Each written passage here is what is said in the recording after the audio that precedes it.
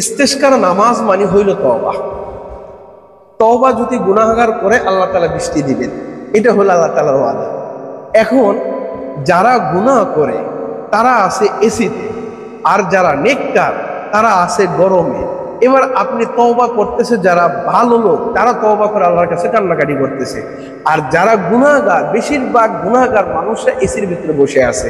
হয়তো তার অফিসে এসি, হয়তো তার গাড়িতে এসি, এবং তার বাড়িতে এসি, তার বাথরুমে এসি। তাহলে এই যে মানুষটা রাতারাতি জালিয়াতি করে, মানুষকে ঠকাইয়ে, মানুষকে মেরে এই যে কুটিপুটি হচ্ছে, তাহলে তওবা করার দরকার অমুক ব্যক্তির।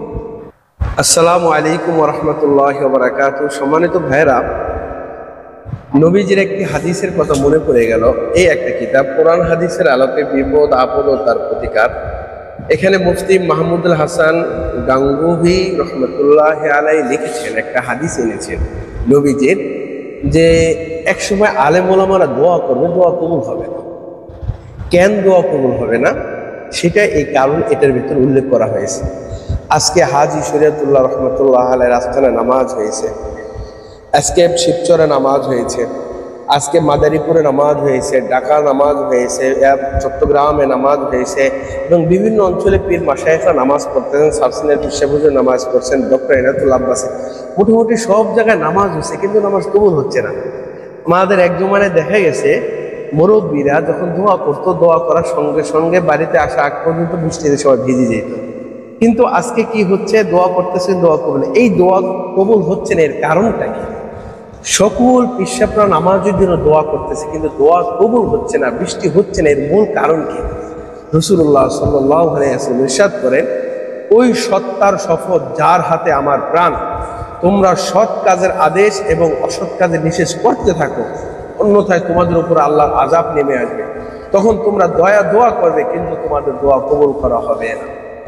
তোমরা সৎ কাজের আদেশ, অসৎ কাজের নিষেধ, এটা থেকে আজকে আমরা অনেক দূরে সরে গেছি।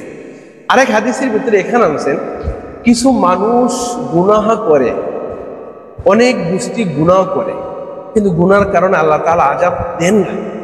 যখনই এই গুনাহটা যখন ওই ব্যক্তির সামনে করে, যেই ব্যক্তির এই গুনাহটা প্রতিবাদ করার ক্ষমতা থাকা সত্ত্বেও তিনি এটাকে থামান নাই, ওই গুনাহটা যখন আমভাবে প্রকাশ্যে করে এমন ব্যক্তির সামনে, যে ব্যক্তির ক্ষমতা আছে এই ব্যক্তিকে অন্যায় কাজ থেকে বিরত রাখা, বাধা দেওয়া, কিন্তু তিনি করতেছেন না, যার কারণে আল্লাহ তাআলা এমন সময় হবে যে এই সময় মানুষরা আলেম ওলামারা দোয়া করলে দোয়া কবুল হবে। কি পরিণত হয়েছে এই আজকে আমাদের, কিন্তু আমরা কিন্তু কোরআন হাদিসের আলোচনা শুধু মসজিদ মাদ্রাসার ভিতরেই করতে পারি, কিন্তু আমরা যে এলাকার ভিতরে একটা অশালীল কাজ হচ্ছে এর প্রতিবাদ কিন্তু আমরা করতে পারি না। করবো কেমনে? যখন আমরা করতে যাব, আমাদের উপরে নেতারা, আমাদের উপর প্রশাসনরা আমাদেরকে চাপ প্রয়োগ করবে, অনুমতি লাগবে। যাই হোক, তাহলে এবার আসেন, ইস্তেশকার নামাজ মানে হইল তওবা। তওবা যদি গুনাহগার করে আল্লাহ তাআলা বৃষ্টি দিবেন, এটা হলো আল্লাহ তাআলার ওয়াদা। এখন যারা গুনাহ করে তারা আছে এসিতে, আর যারা নেককার তারা আছে গরমে। এবার আপনি তওবা করতেছে, যারা ভালো লোক তারা তওবা করে আল্লাহর কাছে কান্নাকাটি করতেছে, আর যারা গুনাহগার, বেশিরভাগ গুনাহগার মানুষরা এসির ভিতরে বসে আছে। হয়তো তার অফিসে এসি, হয়তো তার গাড়িতে এসি, এবং তার বাড়িতে এসি, তার বাথরুমে এসি। তাহলে এই যে মানুষটা রাতারাতি জালিয়াতি করে, মানুষকে ঠকাইয়ে, মানুষকে মেরে এই যে কুটিপুটি হচ্ছে, তাহলে তওবা করার দরকার অমুক ব্যক্তির। অমুক ব্যক্তি তার এসিকে ছেড়ে দিয়ে আজকে রৌদ্রের ভিতরে আসতে হবে, ওই গুনাহগার ব্যক্তি তার বাসভবনকে ছেড়ে দিয়ে আজকে রাজপথে আসতে হবে, ময়দানে আসতে হবে, তাহলেই আল্লাহ তাআলা তওবা কবুল করবে। আমরা যারা নামাজে আছি তারা দোয়া করতেছি, কবুল হচ্ছে না কেন? যারা তওবা করার, যারা গুনাহগার তাদেরকে নামতে হবে। তাদেরকে কেন নামতে হবে? কে আগে নামবে? এই জন্য মুফতি আমাদের সাখাওয়াত হোসেন রাজি, মুফতি সাখাওয়াত রাজি সাহেব, তিনি বলেছেন সর্বোত্তম এই ইস্তেগফার নামাজের জন্য, তওবার জন্য প্রশাসন নয়, আগে সরকার তার নামতে হবে। এরপরে মন্ত্রীরা এরা আইসা যখন দোয়া করবে ইনশাল্লাহ যে আমাদের তওবার আমাদের গুনাহের কারণে আমাদের ভুলের কারণে এইগুলো হয়েছে, আমরা আজকে এসি ছাড়ছি, আল্লাহ আপনি রোদ দেন, তো আপনি বৃষ্টি দেন, তাহলে সে আল্লাহ তাআলা দোয়া কবুল করবে।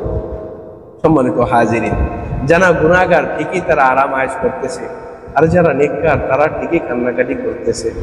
আফসোস করি, আপনাদের কাছে হাত জোর করি, যারা রাতের গভীরে দিনের প্রকাশ্যে গুনাহগুলো করতেছেন, আপনারা আসেন, এই ময়দানের ভিতরে আসেন, তওবা করেন, আল্লাহ তাআলা তওবা কবুল করবে। মুসা আলাইহিস সালামের ভিতরে সবাই নামাজি ছিল, একজন গুনাহগার ছিল। আল্লাহ তাআলা যখন সেও তওবা করছে সাথে সাথে বৃষ্টি দিছে।